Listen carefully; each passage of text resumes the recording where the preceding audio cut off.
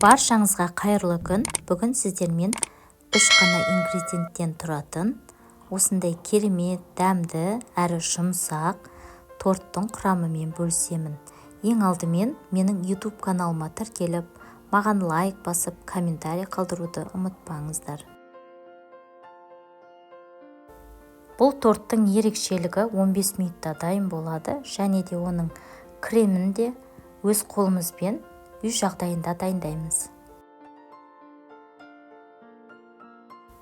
Достар, видеода көріп тұрғандарыңыздай, торт ойдағыдай жұп-жұмсақ әрі сондай дәмді болып шыққан.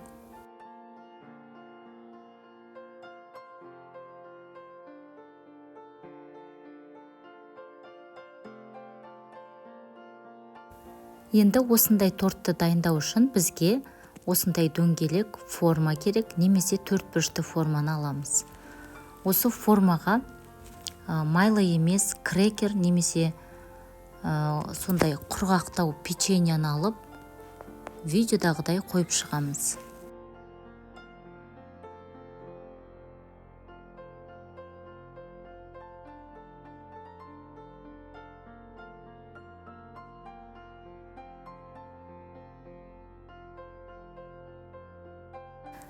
Келесі формаға печеньені салып болған соң, оның үстіне алдын ала дайындап алған үй жағдайындағы қайнатпалы крем, яғни заварной кремді жаңағы печеньенің үстіне ожаумен осылай видеодағыдай салып шығамыз, және де оны біркелкетіп жағамыз.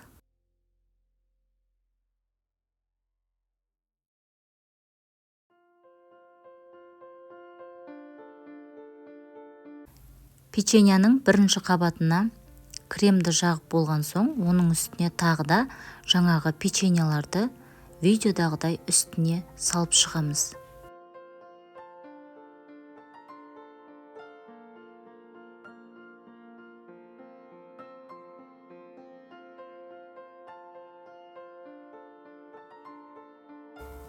Келесі печеньенің екінші қабатына заварной кремді тағы да салып, біркелкетіп жағып шығамыз.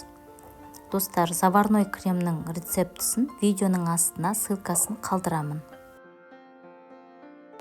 Келесі торттың үшінші қабатында жасаймыз. Алдындағы көрсетіп кеткендей тағы да печеньеларды қойып, үстіне заварной кремді салып, біркелкетіп жағып шығамыз.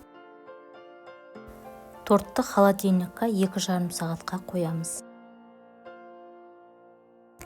Енді торттың бетіне ганаш жасаймыз. Ол үшін бізге 100 грамм немесе 90 граммдай шоколад керек, ерітілген, және де оның үстіне біз бір ас қасықтай зәйтүн майын немесе шемішке майын құйып, жақсылап араластырып аламыз.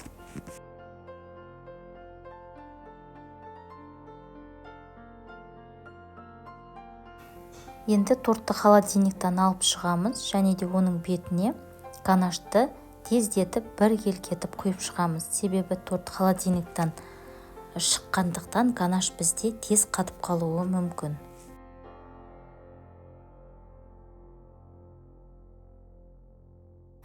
Ганаш біркелкі жағылу үшін оны кондитерлік қасықпен біркелкетіп жағуға да болады, немесе видеодағыдай осылай формамызды қозғап барлық жеріне келтіре отырып жағып шықсаңыздар да болады.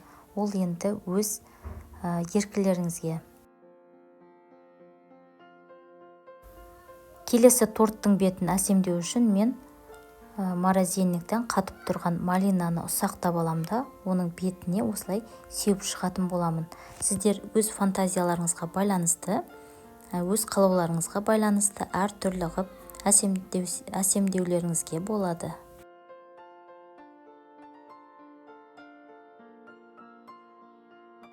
Міне достар, біздің тортымыз толығымен дайын болды. Бұл торттың ерекшелігі 3 қана ингредиенттен тұратын, оңай әрі тез дайындалатын торттардың бірі.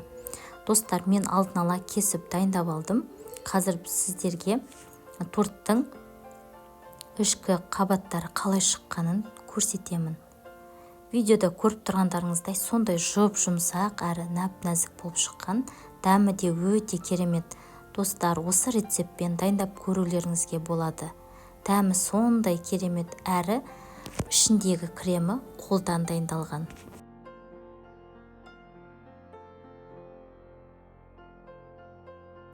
Алдағы уақытта менен жаңа рецепт күтіңіздер.